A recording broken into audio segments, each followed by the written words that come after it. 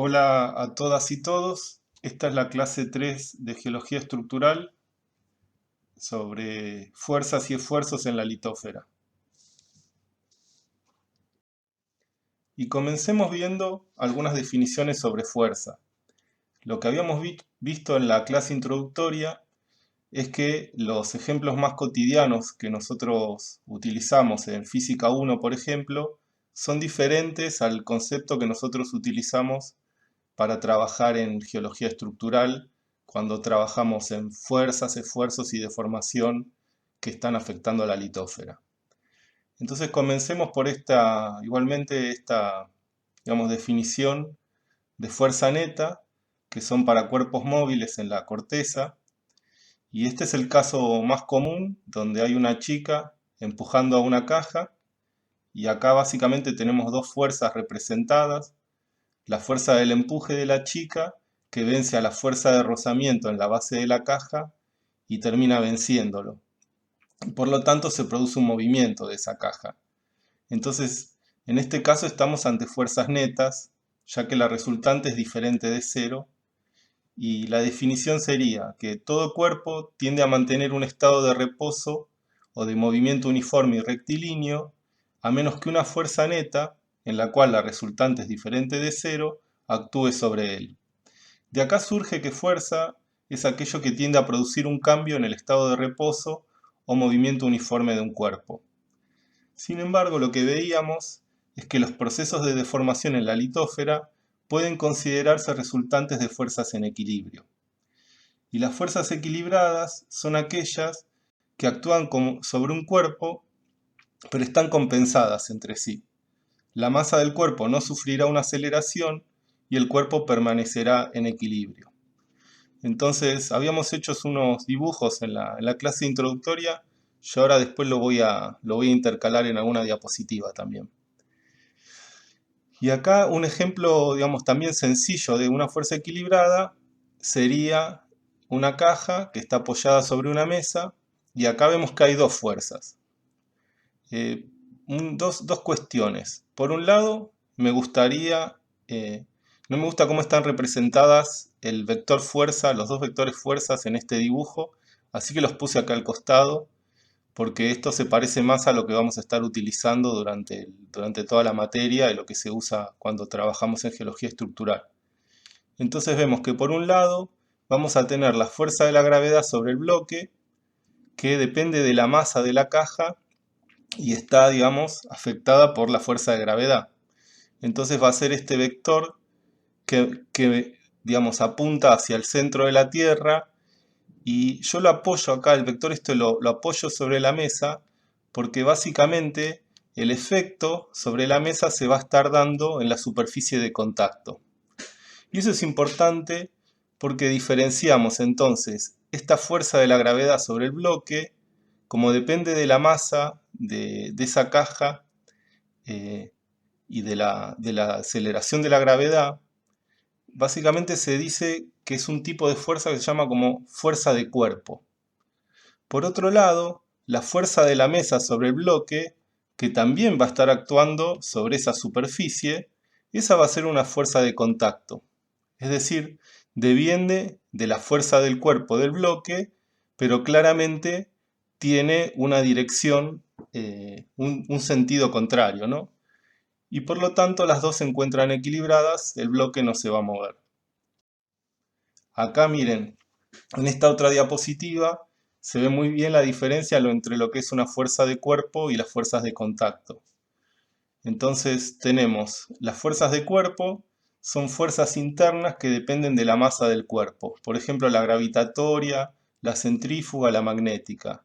Lo que decíamos es que en la litósfera, digamos, el mayor porcentaje, digamos, la fuerza más importante es la fuerza gravitatoria, que está acá representada. Por ejemplo, tenemos un cuerpo con una masa determinada, y este vector que apunta hacia abajo es esa fuerza de cuerpo.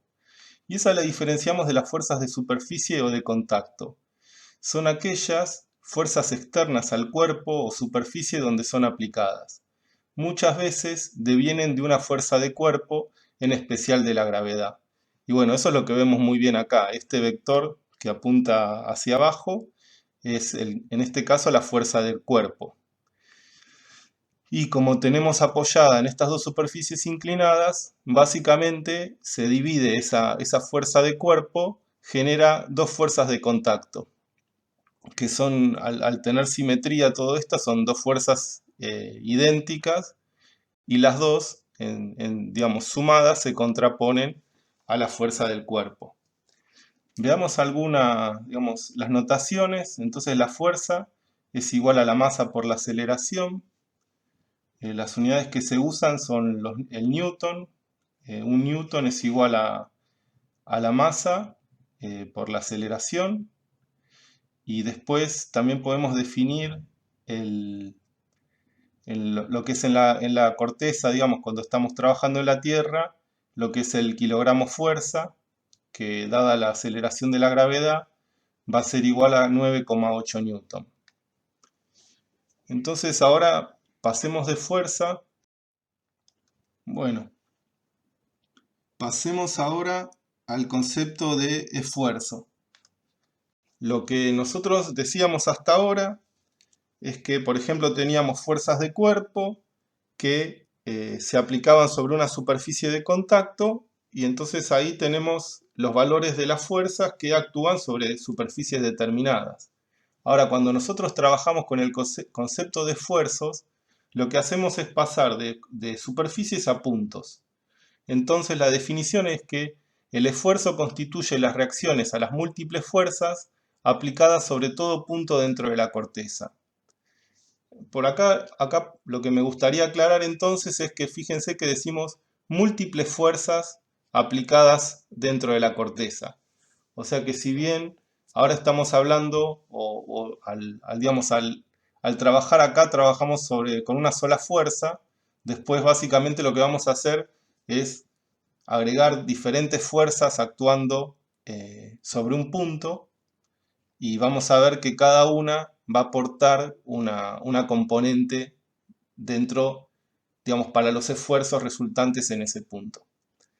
Eso por un lado. Entonces lo que vemos es que para un punto, la resultante, el esfuerzo resultante, que nosotros lo notamos acá con la letra sigma, va a ser igual a la fuerza dividido el área sobre la cual está siendo aplicada. La notación es el pascal, que es el newton sobre metro cuadrado, y lo que usamos en geología estructural, en geología en general, son los megapascales, que es un millón de veces más grande, o se puede definir también como newton sobre milímetro cuadrado.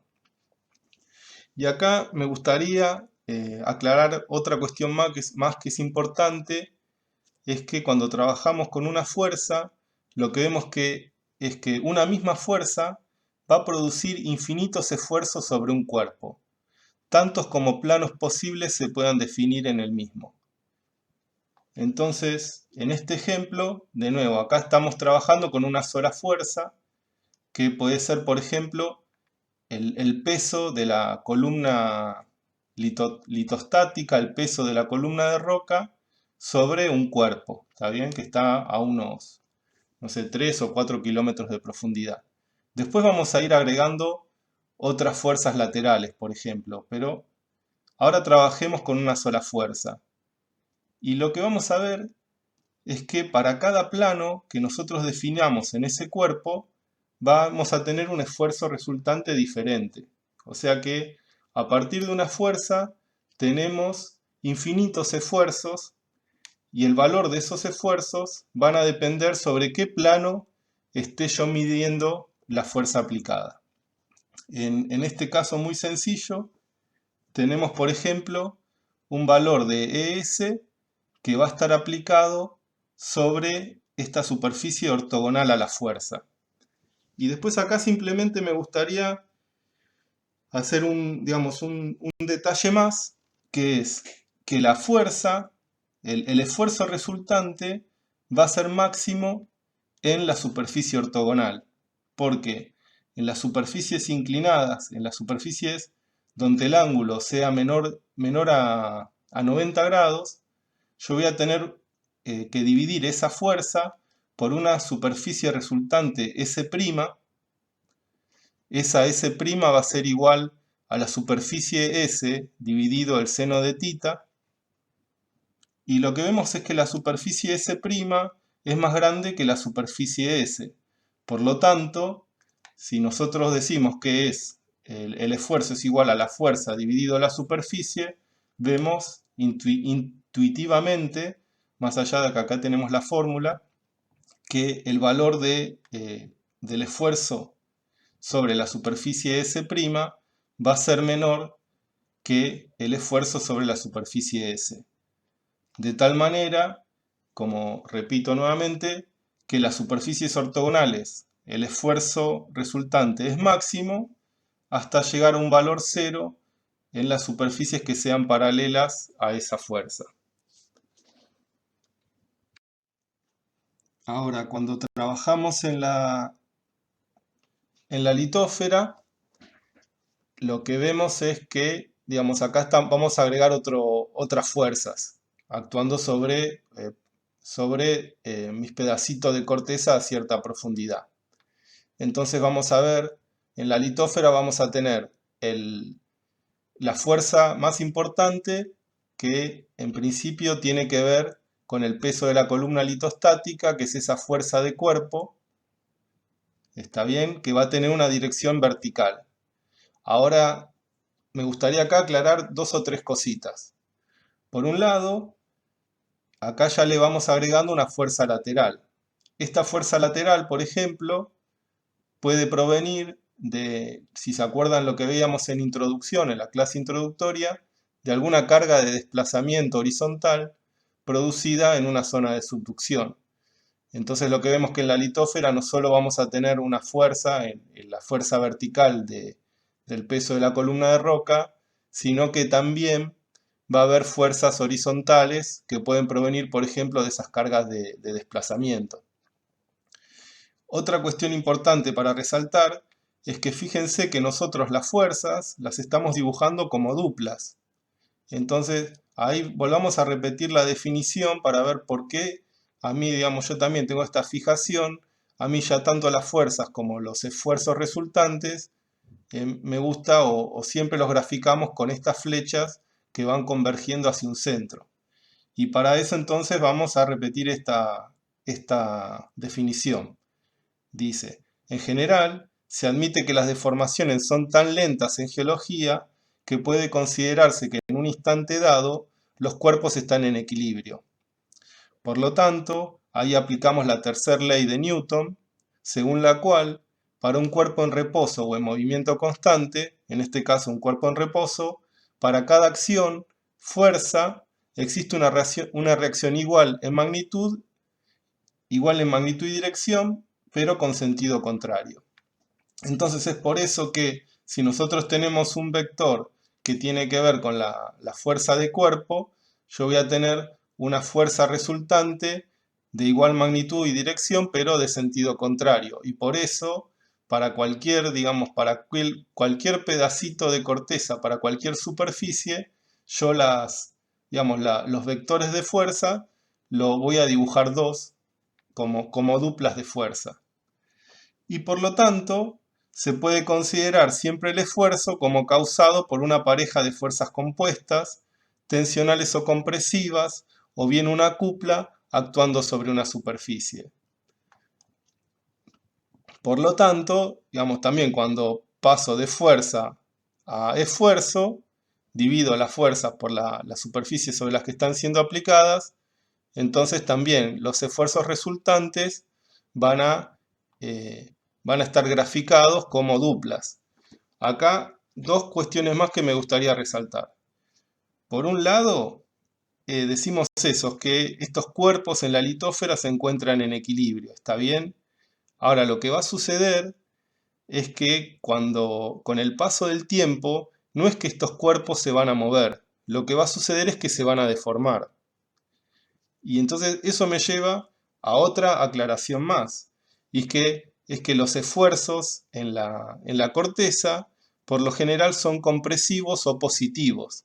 Es decir, que cuando yo calculo las componentes de la fuerza sobre un punto, en general, la resultante en el 99% de los casos van a ser esfuerzos que lo que hacen es comprimen ese punto, se empujan hacia ese punto, ¿está bien?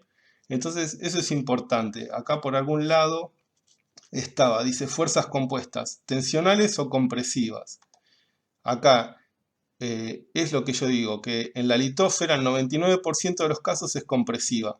Existen casos con fuerzas y esfuerzos tensionales que los vamos a ver porque son procesos que tienen que ver con el fracking, por ejemplo, así que son muy importantes, que ocurren en momentos determinados, pero el 99% son fuerzas compresivas.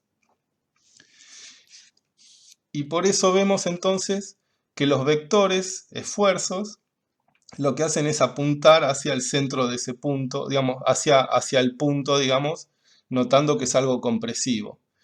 Y nada más, una cosita más antes de pasar a definir lo que es la presión litostática, de dónde sale esta fórmula, que la presión litostática es igual a la densidad por la gravedad por la profundidad, que básicamente entonces depende de la profundidad de la presión litostática. Otra cosa más, antes de irme de acá, es que la resultante, cuando vaya pasando el tiempo, lo que van a hacer los esfuerzos no van a mover el cuerpo, no van a lograr moverlo. Fíjense que estas fuerzas en equilibrio están siempre en equilibrio, estos esfuerzos, perdón. O sea que yo nunca la voy a lograr mover a este cuerpo como resultante, digamos, de aplicar este campo de esfuerzos. Lo que va a suceder es que este pedacito de litósfera se va a deformar. Es decir, si nosotros tenemos un mayor valor del esfuerzo en la vertical y un esfuerzo menor en la horizontal, lo que va a suceder con esta caja es que se va a achatar en la vertical y se va a estirar en la horizontal. Básicamente me va a dar como resultado un rectángulo acostado. Eso es lo que va a suceder cuando yo aplico esfuerzos que son lo suficientemente, digamos, la diferencia entre el esfuerzo vertical, en este caso, y el horizontal es lo suficientemente grande para que el esfuerzo vertical, con el paso del tiempo, venza a este esfuerzo, por más que sea positivo también, y logre achatar esta caja. Bueno, muy bien. Ahora pasemos a ver entonces de dónde sale esta formulita de la presión litostática. Acá lo que queríamos entonces es ver la formulita de la presión litostática y decíamos que la presión litostática es la componente de la fuerza ejercida por el peso de toda esta columna de roca a diferentes profundidades. Entonces lo que hacemos es, para calcular la presión litostática a una profundidad determinada, decimos, bueno, la presión litostática es igual a la fuerza de cuerpo de toda esta columna dividido el área. En este caso el área es esta de acá, donde estamos aplicando, es el área que estamos utilizando. La fuerza la podemos descomponer en la masa por la aceleración, la masa por la gravedad. Después seguimos descomponiendo a la masa, la descomponemos en ρ, en densidad por volumen. Y después lo que hacemos, acá tenemos, entonces a esta altura estamos con densidad por volumen por la gravedad, que es la fuerza del cuerpo, dividido el área. Y acá el volumen con el área se van y dejamos la z, dejamos la profundidad. Por lo cual tenemos que la presión litostática es igual a la densidad de la roca por la gravedad por el z. O sea que acá nuestra variable, si nosotros podemos dejar la densidad constante en un macizo rocoso que nosotros consideramos que tiene una composición más o menos constante, homogénea, vamos a ver que la presión litostática va a ser función básicamente de la profundidad. Y por eso, acá lo que vemos entonces que tiene un crecimiento lineal, la presión litostática, en función, esta es la presión litostática, en megapascales en función de la profundidad, que tiene digamos, es una función lineal. Después acá, ¿qué más tenemos en este grafiquito? acá lo que dice, bueno, hay una zona de transición frágil dúctil a partir de la cual, o sea, una profundidad a partir de la cual los sólidos, digamos, en la corteza se empiezan a comportar de una manera dúctil, cuasi viscosa, digamos, y ahí lo que consideramos cuando son condiciones dúctiles, que la transmisión de la fuerza, del peso de toda la columna de roca, no es solo vertical, sino que es igual en todos los sentidos. Así que esto es, digamos, lo que diferenciaríamos, digamos, esto es importante aclarar, que entonces a cierta profundidad la presión litostática se convierte en una presión cuasi hidrostática de condiciones dúctiles, pero dentro de la masa de roca. Eso me gustaría diferenciarlo de lo que acá vemos como presión hidrostática o presión de fluidos. Estas dos variables están acá dibujadas, fíjense, para profundidades menores a 8 kilómetros también, o sea que esto es altamente variable, esta zona de transición depende básicamente del gradiente geotérmico, pero entonces acá lo que es importante diferenciar es estas condiciones dúctiles que pueden ser cuasi hidrostáticas, pero dentro del macizo rocoso a partir de cierta temperatura, de cierta profundidad, de estas otras dos variables, que es la presión hidrostática o la presión de fluidos, que también se dan digamos, en estas condiciones más someras. Y básicamente la presión hidrostática la calculamos igual que la presión litostática, pero para la columna de agua. Así que si la densidad de la roca, creo, podríamos utilizar un 2,5, el líquido es 1, vemos entonces que la presión hidrostática también va a depender de la densidad del agua por la gravedad por el Z y va a ser mucho menor que la litostática. Después acá tenemos una componente de fluido. Lo que sucede acá con los fluidos es que la presión hidrostática la calculamos para el agua poral, el agua que está intersticial o también se llama agua de formación, que se encuentra dentro de las rocas y actúa, digamos, a pesar de que está fragmentada ese agua, mientras haya una buena porosidad, mientras estén comunicados esos poros, y si el agua no está en movimiento, bueno, va a depender de la profundidad, va a ir aumentando la presión hidrostática. La presión de fluidos es cuando ese agua está en movimiento y entonces se ejerce cierta fuerza de flotación, digamos, el movimiento del fluido lo que hace es aumentar esa presión hidrostática cuando los líquidos están migrando, están ascendiendo más que nada. Si se produce un ascenso, un movimiento de los fluidos, se convierte entonces en esta otra recta, que hay que diferenciar de lo que se llama sobrepresión de fluidos, que bueno, lo vamos a ver más adelante. Entonces, ahora lo que sí tenemos que ver, decíamos que el esfuerzo constituye las reacciones a las múltiples fuerzas aplicadas sobre todo punto dentro de la corteza. Entonces, nosotros acá podemos utilizar este grafiquito de acá.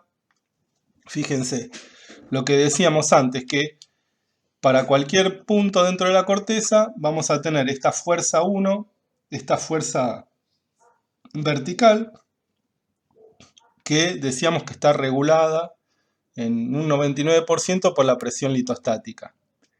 Y después decíamos también que podíamos tener fuerzas laterales, ¿no? Esas fuerzas laterales que podían venir de una carga lateral, de una zona de subducción, distintos procesos que producen esfuerzos positivos de mayor o menor magnitud en la horizontal. Entonces, para cada plano dentro de la corteza, lo que podemos decir es que los esfuerzos que están aplicados sobre cada plano no van a depender solamente de una fuerza, de la fuerza litostática, sino que lo que vamos a hacer es sobre cada plano, dentro de la litósfera, vamos a tener diferentes componentes de fuerzas que se van aplicando y vamos a tener un esfuerzo resultante. Por ejemplo, entonces para este plano inclinado a unos 45 grados, vamos a tener una componente de la presión litostática de la fuerza vertical y a su vez esta fuerza se puede descomponer también en una componente normal y otra componente de cizalla o paralela al plano. Y para una fuerza horizontal también vamos a tener una componente normal y otra componente de cizalla o paralela al plano. Simplemente lo que yo quiero ejemplificar con este grafiquito es que entonces para cada plano, es decir, si yo quiero saber cómo son los esfuerzos en un punto, entonces de nuevo yo voy a tener que calcular los esfuerzos para infinitos planos. ¿Está bien? Entonces yo de esa manera puedo saber, yo lo que necesito saber para este punto es cómo son los esfuerzos resultantes en diferentes planos. Entonces eso lo voy a calcular utilizando no solamente la fuerza vertical de litostática mayormente, sino las fuerzas horizontales. Y lo que vemos, si yo me tomo ese trabajito, y por ejemplo acá trabajando en 2 dimensiones, entonces nosotros calculamos cuál es la componente de los esfuerzos en el plano X. Ahí ya por definición la fuerza horizontal es paralela a ese plano X, así que la resultante va a ser 0. Voy a tener ahí sobre ese plano X aplicada toda la fuerza F1 y además va a ser una fuerza sin componente de cizalla. Después para un plano inclinado voy a tener una componente de fuerza 1, una componente de la fuerza horizontal, fuerza 3, y voy a tener otro esfuerzo resultante. Para el plano Y, la fuerza 1 va a ser 0, y ahí voy a tener una componente sola de la fuerza 3, y así sucesivamente. Esto lo puedo hacer en 2 dimensiones o en 3 dimensiones. Calcular para un punto cuáles son todos los esfuerzos que corresponden a los infinitos planos que pasan por ese punto. Entonces, una vez que yo hago eso, vemos esto. Entonces, el esfuerzo constituye las reacciones a las múltiples fuerzas aplicadas sobre todo punto dentro de la corteza. Y acá agregaría sobre los infinitos planos que pasan por ese punto. Se define estado de esfuerzos como el conjunto de los infinitos vectores esfuerzo que actúan sobre los infinitos planos que pasan por un punto en un instante dado. En general, un estado de esfuerzos puede ser representado por una figura geométrica que es la superficie tridimensional que se obtendría uniendo todos los extremos de los vectores esfuerzos que actúan sobre un punto en un instante dado. Y vemos que esta figura no es irregular como podría parecer intuitivamente, sino que los estados de esfuerzos son tales, están todos los infinitos vectores esfuerzos en la naturaleza, se ordenan de tal manera que todos están relacionados entre sí y sus extremos suelen definir la superficie de un elipsoide de 3 ejes, que es el caso general. Y lo que vemos entonces que esta figura se denomina elipsoide de esfuerzos en 3 dimensiones y muchas veces nosotros trabajamos en 2 dimensiones, que es el elipse de los esfuerzos. Y acá lo que podemos definir es que en general esos ejes son diferentes entre sí, y lo que sí hay una notación que siempre respetamos es que el sigma 1, digamos este esfuerzo, este eje mayor, es sigma 1 que es mayor o igual a sigma 2, mayor o igual a sigma 3. Entonces, para determinar el estado de los esfuerzos en un punto, se definen esos 3 ejes principales del elipsoide, a los que se denominan esfuerzos principales. Esfuerzo principal sigma 1, esfuerzo principal sigma 2, esfuerzo principal sigma 3. Se puede describir íntegramente el régimen de esfuerzos con esos 3 ejes principales, que son perpendiculares entre sí, y los denominamos esfuerzo principal menor, medio y mayor. En la corteza uno siempre es vertical, es decir, es normal a la superficie, y los otros dos son horizontales. Muy bien, entonces lo que vamos a definir ahora es según cómo son los valores relativos de esos sigma 1, 2 y 3, vamos a poder definir lo que se conoce como estado de los esfuerzos. Eso hay que diferenciarlo de lo que es el régimen de esfuerzos, que vamos a ver a continuación. Entonces, el estado de los esfuerzos lo que hace es fijarse cuáles son los valores relativos, pero no se fijan las orientaciones. Ahora, eso lo vamos a ver cuando veamos a continuación el régimen. Entonces, digamos que el estado de los esfuerzos, por ejemplo, puede ser uniaxial, cuando dos de los esfuerzos principales son iguales a 0. Por definición, sigma 2 y sigma 3 son 0 y solo tengo sigma 1. Voy a pasar al puntero láser. Ahí está. Después, un estado biaxial de los esfuerzos sería cuando uno de los esfuerzos principales es igual a 0. Por definición, ese sería el sigma 3. Así me queda sigma 1 mayor o igual a sigma 2, y si 3 es 0, bueno, queda al final. Y acá, bueno, tampoco tienen que ser iguales. Dice, esfuerzos principales es igual, uno de los esfuerzos principales es igual a 0, y tenemos el sigma 1 y el sigma 2 distinto de 0. En la naturaleza, estas situaciones son muy raras, que los esfuerzos se hagan 0. Vamos a ver, más que nada esto puede tener una utilidad en cuanto a biaxial, más que nada quizás cuando nosotros trabajamos en 2 dimensiones, entonces ahí vamos a trabajar en un sistema biaxial, pero eso no quiere decir que un eje sea igual a 0, sino sí que trabajamos en un plano que está solo contemplando a dos de los esfuerzos. En la naturaleza, por lo general, estamos trabajando o lo que existe es un estado triaxial de los esfuerzos, donde todos los esfuerzos principales son distintos de 0. Ahí tenemos el estado poliaxial, el más común, sigma 1 mayor a sigma 2 mayor a sigma 3, elipsoidal, nuestro famoso elipse de los esfuerzos. El estado axial sería, este sí, dice sigma 1 igual a sigma 2 mayor a sigma 3.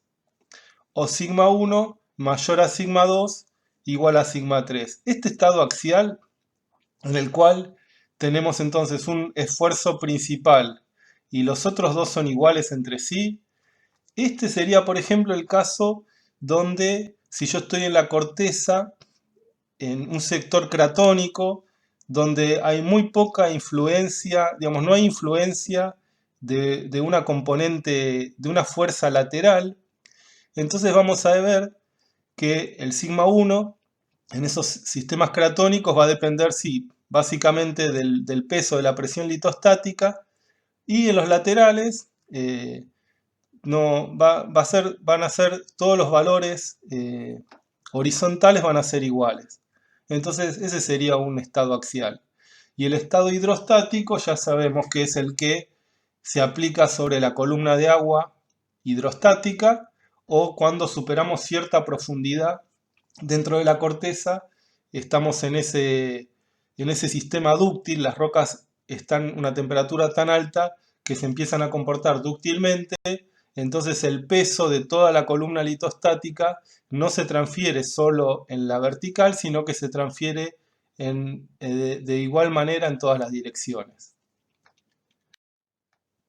Y lo que habíamos dicho, que entonces hay que diferenciar lo que es el régimen de esfuerzos. Y vamos a ver que el régimen de esfuerzos, cuando estamos en un estado triaxial, donde sigma 1 es mayor a sigma 2, mayor a sigma 3, tenemos los tres componentes vivitos y coleando, y donde son diferentes entre sí, vamos a ver que la orientación relativa de esos tres ejes principales nos va a definir el régimen de esfuerzos actuantes sobre la corteza. Estos son los que van a definir qué tipo de deformación existe en la corteza. Y de nuevo el puntero. Entonces lo que vemos es que cuando el sigma 1 es vertical y el sigma 3 y el sigma 2 son horizontales, ahí estamos en un régimen de esfuerzos extensional. Ahí lo que sucede es que la corteza se va a extender, se va a estirar en la horizontal.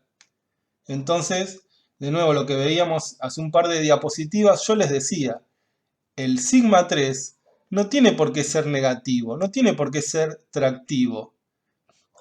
Es positivo también. Lo que pasa es que el sigma 1 es tan grande que vence al sigma 3 y logra producir este movimiento, esta deformación de estiramiento de la corteza, que es entonces el estiramiento, se produce en la dirección de sigma 3, vean eso. Después en la dirección de sigma 2 no hay movimiento. Digamos que en esta dirección no habría casi deformación. Lo que sí vemos entonces que en el régimen extensional, donde sigma 1 está vertical y sigma 3 está horizontal, y se produce la extensión de la corteza y fallas normales de alto ángulo que actúan en la dirección paralela a sigma 3. Pasemos al otro extremo, el régimen de esfuerzos compresivos. El sigma 1 es horizontal, el sigma 3 es vertical y el sigma 2 es horizontal. Acá lo que vemos es que se produce un acortamiento de la litósfera a partir de fallas inversas de bajo ángulo. Acá estamos en un campo que se conoce como campo frágil, superficial, donde las rocas se deforman más que nada frágilmente a partir de estas superficies de discontinuidad. Entonces lo que vemos acá es que el acortamiento se produce porque el sigma 1 es tan grande que logra vencer al sigma 3 y produce un acortamiento. Y de nuevo, digamos, acá lo que sucede es que el movimiento de acortamiento, el movimiento de las fallas inversas, acá lo que sucede es que ese movimiento es paralelo al sigma 1. Y después tenemos los regímenes transcurrentes, donde el sigma 1 es horizontal, el sigma 3 es horizontal y el sigma 2 está vertical. Entonces, una cuestión común a los tres sistemas es que en la dirección de sigma 2 no hay deformación. Entonces, acá lo que vemos es que en la dirección de sigma 1 va a haber acortamiento y en la dirección de sigma 3 va a haber estiramiento. Y de esa manera eso es lo que vemos, que la orientación relativa de estos tres esfuerzos principales, ejes principales de los esfuerzos, es el que me va a definir qué tipo de deformación se produce en la litósfera. Ahora, díganme ustedes esta orientación, digamos, este elipse que tenemos acá arriba, a ver, fíjense ustedes a cuál de los tres, a qué régimen corresponde.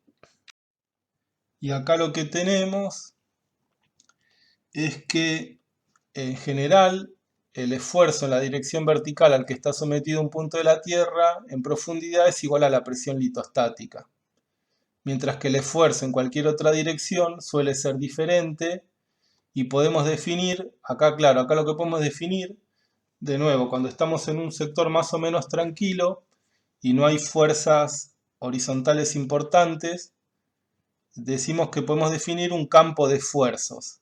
Y el campo de esfuerzos se define mediante las trayectorias de los esfuerzos para una posición cratónica, en este caso.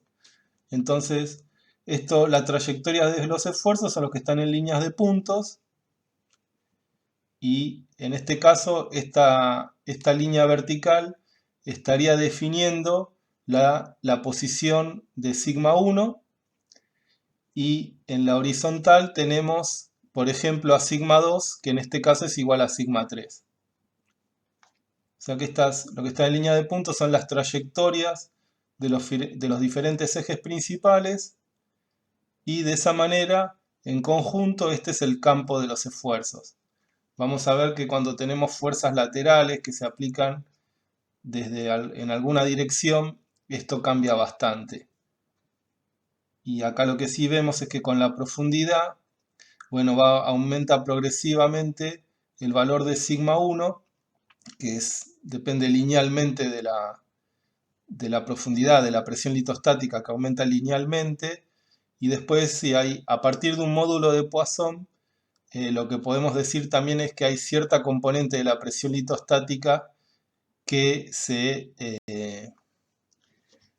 cierta componente de la columna de roca, del peso de la columna de roca, que se transforma en un esfuerzo horizontal. Así que por eso es que a pesar de que estamos en una posición cratónica y no hay fuerzas laterales, de todas maneras con la profundidad va aumentando el esfuerzo horizontal sigma 2, sigma 3. Acá vemos para este campo de esfuerzos entonces diferentes estados de los esfuerzos, diferentes elipses de deformación. Otra cuestión importante, algo habíamos mencionado, es que tenemos que mencionar, bueno, cuáles son las componentes del esfuerzo en los diferentes planos.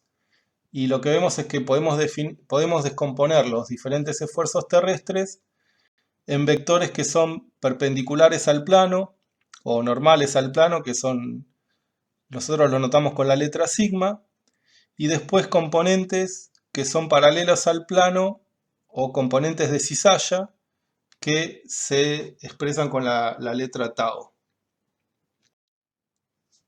Entonces lo que vemos para cada plano adentro de la litósfera podemos definir una fuerza vertical, que sería el peso de la columna de roca, o la del correspondiente, por más que diga fuerza, bueno, tratémoslo como si fueran esfuerzos, es lo mismo.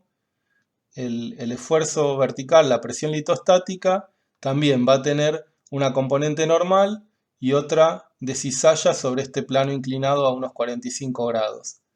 Después el esfuerzo horizontal también se va a descomponer en una componente normal y otra de cizalla a ese plano. Entonces, así cuando estamos trabajando acá en dos dimensiones, podemos decir entonces que la componente normal de los esfuerzos sobre este plano va a ser una componente normal de sigma 1, una componente normal de sigma 3 que se van a sumar. Y en este caso particular, también eso va a ir dependiendo de la orientación del plano, vamos a tener una componente de cizalla de sigma 1 y acá la componente de cizalla de sigma 3, y en este caso se van a restar. O sea que para cada plano voy a tener una componente de cizalla y una componente normal. Ahora, eso lo que vemos es que no va a suceder en todos los planos. En este caso, en dos dimensiones, esto ya un poquito lo habíamos dicho antes, si nosotros consideramos el plano Y, entonces en este plano Y, piensen un poquito cuál va a ser la componente de sigma 1 y de sigma 3 en este plano Y. Y después piensen cuál va a ser la componente en este plano X, cuál va a ser la componente de sigma 1 y de sigma 3. Y después intenten hacer ese dibujito y después recién ahí pasen, pongan pausa ahora y después recién pasen a la próxima diapositiva. Entonces, ¿cuál sería la respuesta? Recién decíamos que si estábamos trabajando en un plano que contenía sigma 1 y a sigma 3, o sea que en la diapositiva anterior estábamos trabajando en este plano. La única diferencia es, fíjense, la orientación, que acá el sigma 1 está horizontal y el sigma 3 está vertical, pero es lo mismo. Lo que queremos ver acá, la respuesta al caso anterior, es que por ejemplo, en este plano, que es el plano perpendicular al sigma 1, el valor, la componente de sigma 3 va a ser 0. Ahí no voy a tener ninguna componente de sigma 3. Voy a tener toda la componente de sigma 1. ¿Y qué componente va a ser de sigma 1 sobre este plano que contiene a sigma 3 y a sigma 2? Sobre este plano, sigma 2 y sigma 3 van a tener componente 0, mientras que la de sigma 1 va a ser todo puro esfuerzo normal. No va a haber esfuerzo de cizalla porque es perpendicular. Entonces vemos eso, que los esfuerzos principales son normales, es decir, son perpendiculares al plano sobre el que actúan. Entonces, cuando yo defino estos tres ejes principales de la deformación, también puedo definir sendos planos principales de los esfuerzos. Y esos planes principales de los esfuerzos, que son cada uno de ellos perpendiculares a un eje principal, tienen esfuerzos tangenciales iguales a 0. Sobre estos planos aplicamos puro esfuerzo normal. Y eso va a ser importante ver estos tres planos, son súper importantes para cuando veamos la teórica de intrusiones. Porque ahora les dejo entonces otra pregunta más para la clase que viene, si quieren, que es ¿sobre qué plano principal va a estar ejercido un menor esfuerzo? Es decir, si yo soy una persona que quiero descansar y tomar sol, tomar tierra, digamos, y me acuesto, entonces me voy a acostar adentro de alguno de estos planos. ¿En cuál me acostaría yo para quedar menos hecho puré, digamos? ¿En qué plano de estos tres se va a ejercer una menor presión? Y eso es importante, si nosotros entendemos eso, para entender después cómo se comportan los cuerpos intrusivos, los diques y filones capa en la corteza. Bueno, a ver, sigamos. Entonces, lo que tenemos que ver ahora es, en definitiva, cuando nosotros trabajamos en la corteza y decíamos, por ejemplo, si trabajamos en 2 dimensiones, vamos a tener, o sea, podríamos en esta situación definir 2 grandes interrogantes. Trabajamos entonces en un plano acá que es perpendicular a sigma 3 y que contiene a sigma 1 y a sigma 3. Entonces a mí lo que me puede llegar a interesar es saber para cada plano cuál es la componente de sigma 1 y la componente de sigma 3 sobre ese plano. Y más aún, lo que yo quiero saber es cuál es la resultante de cizalla y la resultante normal de sigma 1, sigma 3 en este plano. Y eso yo lo quiero saber para los infinitos planos que puedo elegir en este cuerpo. Así que si yo tuviera que calcularlo de a uno, eso sería muy engorroso, muy complicado. Por suerte, se puede llegar a una ecuación que es la ecuación del círculo de Moore, y si quieren tienen el desarrollo en la página 21 de Martínez Catalán, modificado por Alonso. Ahí está todo el desarrollo matemático, y si quieren cualquier consulta la vemos en las clases de consultas.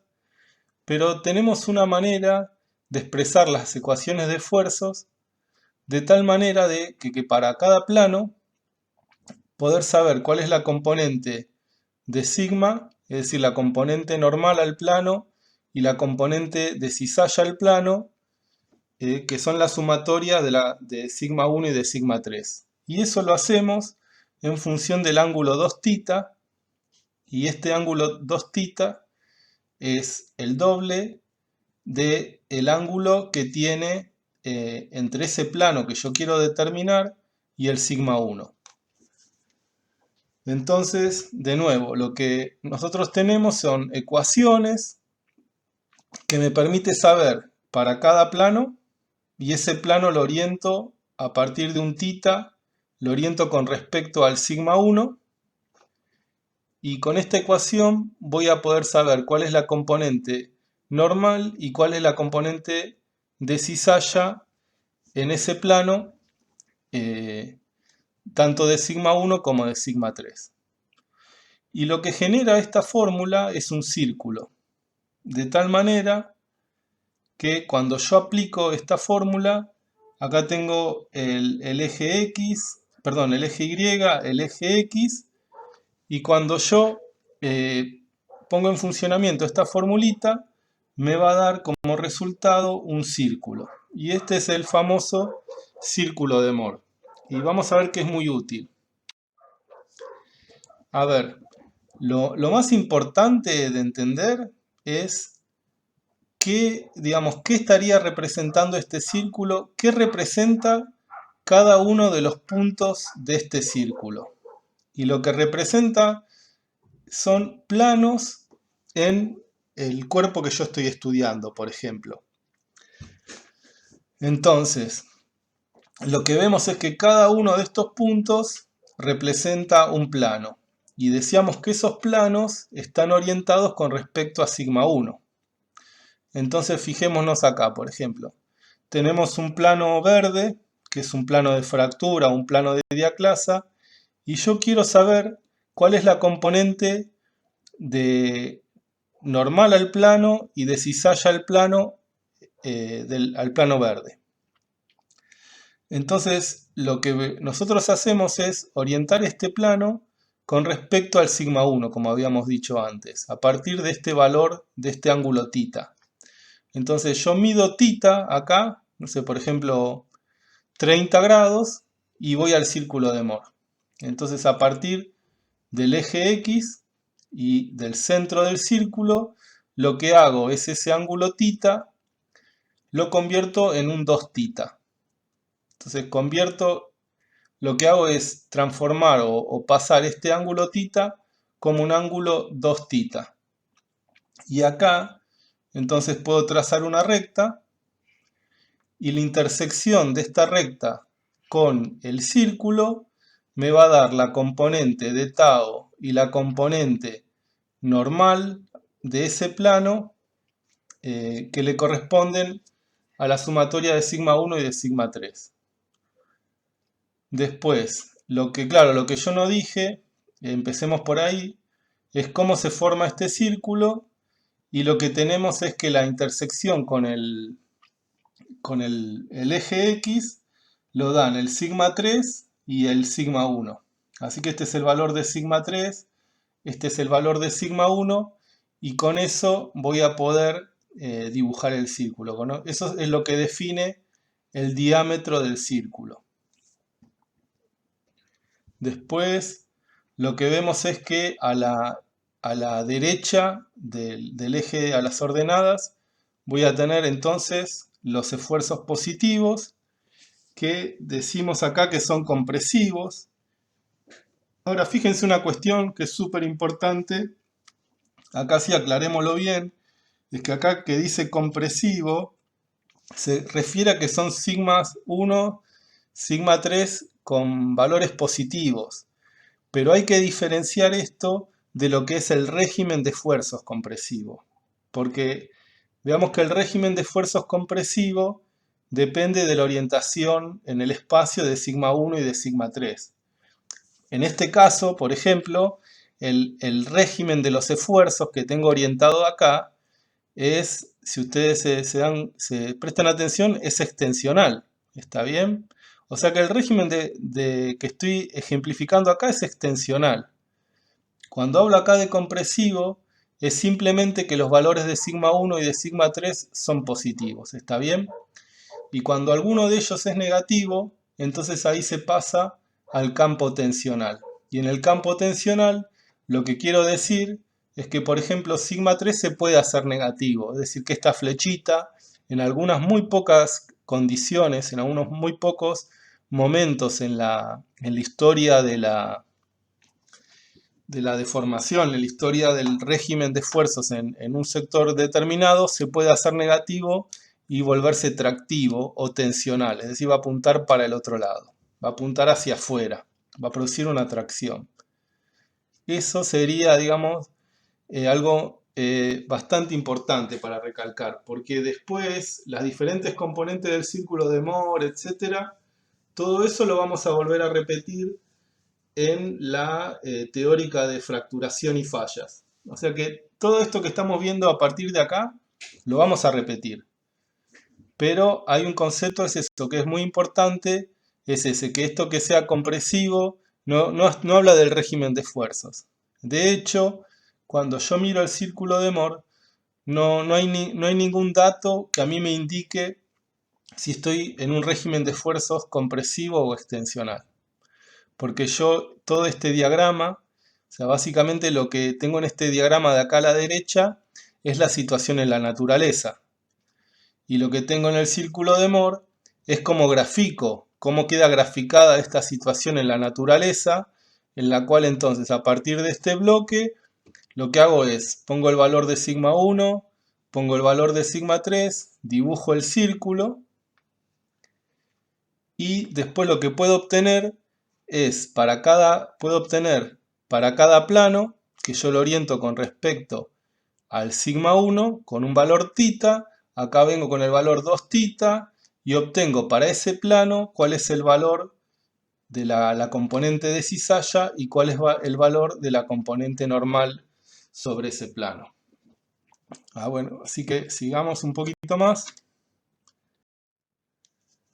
Bueno, ahora podemos definir tres cuestiones que son: el radio del círculo representa el esfuerzo desviatorio y es el que tiende a producir distorsión. Veamos que acá este esfuerzo desviatorio que tiene que ver con el radio del círculo, o también se lo puede llamar, cuando nosotros en vez del radio tomamos en cuenta el diámetro, que es básicamente el doble, ahí decimos que es un esfuerzo diferencial. El diámetro del círculo, que también, digamos, representa el potencial de deformación. Tanto si hablamos del radio con el diámetro de ese círculo, del círculo de Moore, estamos hablando del potencial que tiene este sistema de esfuerzos de producir deformación. Y lo que vemos ahí entonces es que el diámetro es igual a sigma 1 menos sigma 3. Así que si yo a sigma 1 le quito el valor de sigma 3, saco esto, voy a tener el diámetro. Y lo que vamos a ver en la clase de fracturación y fallas es que cuanto más grande sea la diferencia entre sigma 1 y sigma 3, por lo tanto el círculo de Moore va a ser más grande. Cuanto más grande sea el círculo de Moore, lo que estamos diciendo es que tenemos más chances de deformar a la roca, ya sea de manera frágil o dúctil. Eso es una cuestión muy importante. Y después dice, otra cuestión que tenemos que ver es el centro del círculo representa el esfuerzo medio, que es la componente hidrostática del campo de estrés. ¿Eso qué quiere decir?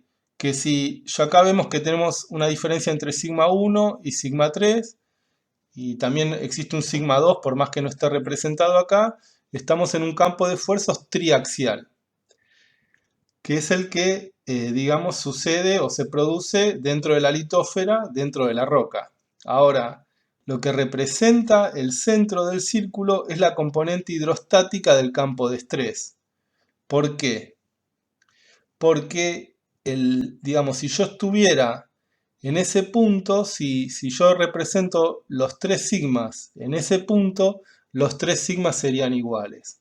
A ver, acá lo tenemos expresado de otra manera. Dice, un estado de esfuerzos cualquiera se puede descomponer en esfuerzos medios y esfuerzos desviatorios.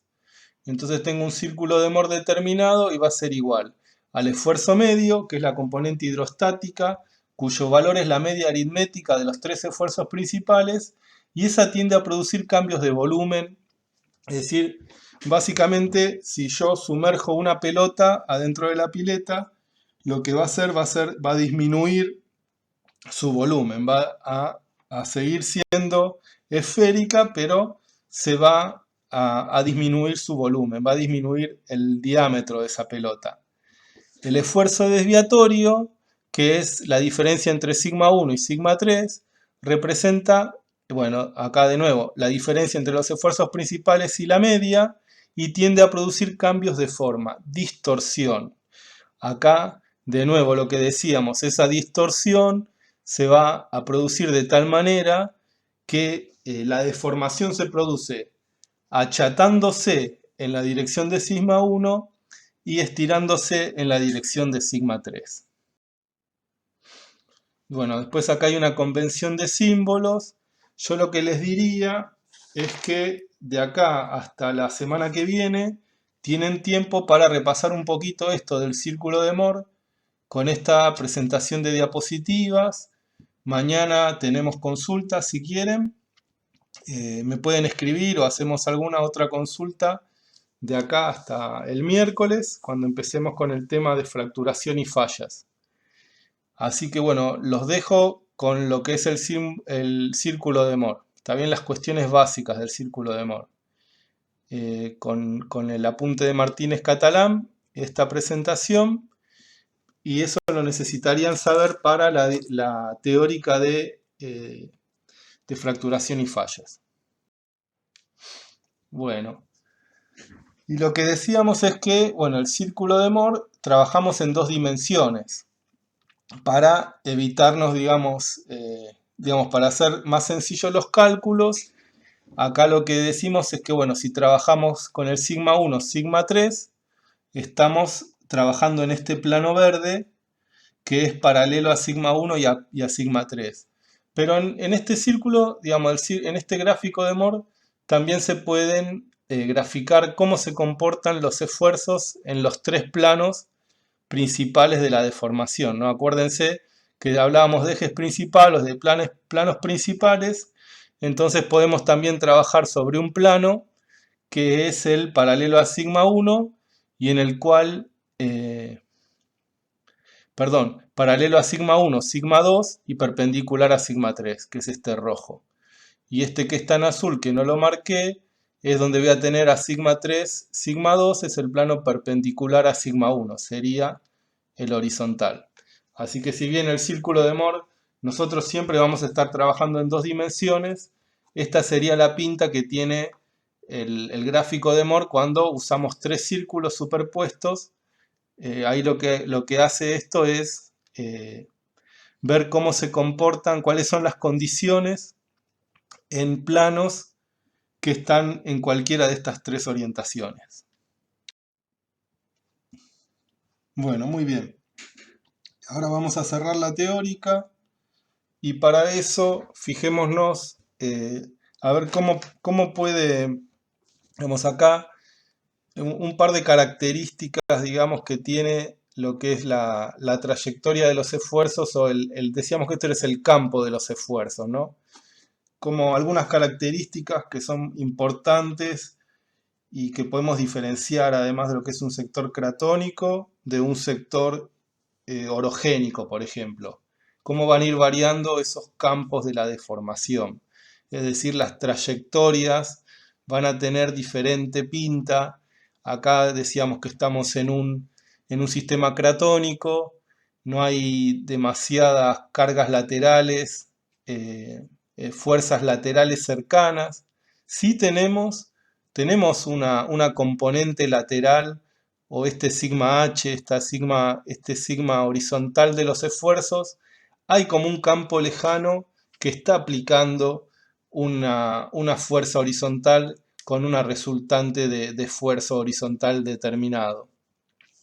Y entonces vamos a ver, o podemos decir, que cuando estamos en un sector cratónico, ya les digo, estamos alejados de las zonas de rift, de las zonas de orogénicas, lo que decimos que este esfuerzo horizontal, que viene de un campo lejano, va a mantenerse constante con la profundidad, porque no depende de la carga litostática. Entonces podemos decir que este vector se va a mantener más o menos constante si yo estoy a 5 o a 50 metros de profundidad o estoy a 5 kilómetros. Acá voy a tener esta trayectoria de los esfuerzos horizontales y este valor se va a mantener más o menos constante en cualquier profundidad. Ahora recuerden, ¿qué pasa con el sigma vertical? El sigma vertical siempre depende de la presión litostática en 99%. Entonces lo que vemos es que este sigma vertical sí va a ir cambiando con la profundidad, de tal manera que va a ser más chico a menores profundidades y ese sigma vertical va a ser mayor a mayores profundidades. De nuevo, si quieren pasar para atrás a las diapositivas anteriores, fíjense cómo evoluciona aumentando de manera lineal la presión litostática, que es la que está regulando este esfuerzo en la vertical. De tal manera que si yo estoy a 50 metros de profundidad, esta componente va a ser muy chiquita. Y si yo estoy a 5 kilómetros, va a ser muy grande. Ahora, ¿a qué quiero ir yo con todo esto? Es que decíamos, fíjense que yo acá les estoy llamando como sigmas verticales y sigmas horizontales. Ahora, ¿qué pasa si yo les quiero poner un nombre? En vez de tratarlos de una manera genérica, les quiero poner su valor de sigma 1 y de sigma 3. Para eso, lo que tengo que hacer es fijarme cuáles son los valores relativos entre el sigma horizontal y el vertical para cada profundidad. Entonces, acá lo que hice fue, grafiqué dos elipses de la deformación, el sigma horizontal lo dejé constante y lo que sí fue aumentar, fui aumentando el sigma vertical. A poca profundidad el sigma vertical es muy chiquito, a mucha profundidad el sigma vertical es muy grande. El horizontal, como decía, depende de una fuerza lejana y no depende tanto de la profundidad, se mantiene más o menos constante. Entonces lo que vemos es que cuando estoy en sectores someros de la corteza, el sigma horizontal es más grande que el sigma vertical. Entonces el sigma 1 es el sigma horizontal y el sigma 3 está vertical. Cuando estoy en sectores muy profundos, o más profundos digamos, el sigma horizontal es más chico que el sigma vertical, que fue creciendo progresivamente, y por lo tanto el sigma 1 está vertical y el sigma 3 está horizontal. Y este cambio, digamos, se produce a partir de cierta profundidad crítica, donde yo podría, digamos, teóricamente, existiría una profundidad en la cual sigma 1 y sigma 3 son muy parecidos. No me gusta, como estamos en la naturaleza, no me gusta decir que son iguales, que podrían ser iguales, pero sí muy parecidos. Y a partir de esa profundidad, entonces, hacia abajo, vamos a tener una rotación del elipse de los esfuerzos. Y de nuevo, esto es súper importante cuando veamos en la clase que viene, la clase de intrusivos, cómo se comportan los diques y filones capa intrusivos. Y por eso entonces yo, de nuevo, así es parecido a la cuestión, a la pregunta que les había dejado pendiente para la próxima clase. O sea, ¿qué planos, cuando yo estoy acá en una región somera, qué plano elegirían ustedes para acostarse o para estar parado, digamos? ¿En qué plano se ubicarían ustedes, horizontal o vertical, donde sufrirían menor presión? Y si están en una situación a mayor profundidad, ¿cuál de estos planos, el horizontal o el vertical, sobre cuál plano se ejercería menor presión? Bueno, pero sin irnos tanto de tema, esta es la condición de un sistema cratónico. Ahora, ¿qué pasa cuando al sistema cratónico nosotros generamos una zona de subducción que se va acercando de repente? El sistema cratónico pasa a estar cercano a una zona de subducción por crecimiento de un orógeno, por ejemplo. ¿Qué va a suceder ahí? Y lo que vemos es que vamos a pasar de estar, por ejemplo, ¿no?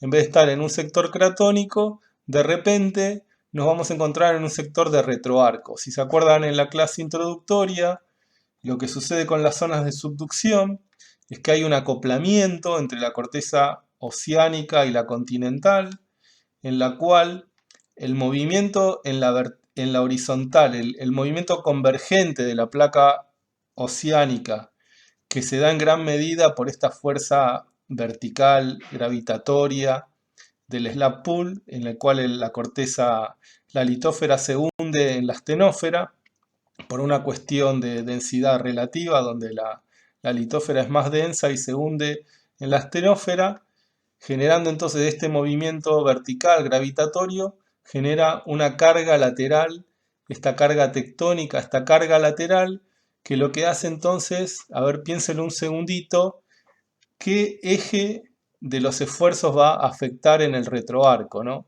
Si yo estaba antes en un sistema cratónico, ahora estoy en un retroarco, esta carga tectónica, entonces que viene de todo este proceso de subducción, piénselo un poquito, a ver dónde va a ir sumada, si a las componentes verticales u horizontales de los esfuerzos. Ahí, ahora tenemos la respuesta. Vamos, claramente esa es una componente, esa carga tectónica o carga de desplazamiento va a ser una componente que se sume en la horizontal. Entonces ahí ¿qué va a suceder? Que cuando yo estoy cerca, acá lo que sí que esto tiene una influencia, mayor influencia, esta carga tectónica va a ser del lado del arco. A medida que yo me alejo del arco, esta influencia en la horizontal que va a hacer aumentar todos los sigmas horizontales de tal manera que independientemente de la profundidad, el sigma 1 va a estar horizontal. Antes, si quieren, vayan para atrás y fíjense cómo estaba la orientación de sigma 1, sigma 3 en cuestiones someras. Cuando tengo una carga tectónica, el sigma 1 está horizontal a cualquier profundidad. A medida que me alejo de esta carga tectónica, lo que va a suceder con el sigma 1, con este mayor valor de sigma 1, es que va a ir perdiendo su influencia. Entonces, acá a medida que me alejo de la carga tectónica, vuelve a tener influencia la presión litostática. Entonces, si estoy en sectores lejanos, esta carga tectónica hace que el sigma 1 esté horizontal. A medida que me alejo, va perdiendo influencia la carga tectónica, aumenta la influencia de la carga litostática y el sigma 1 se vuelve vertical. Y entonces esta sería la pinta que tiene la trayectoria de los esfuerzos o el campo de los esfuerzos en un sistema compresivo. Bueno, con esto cerramos y nos vemos la próxima clase.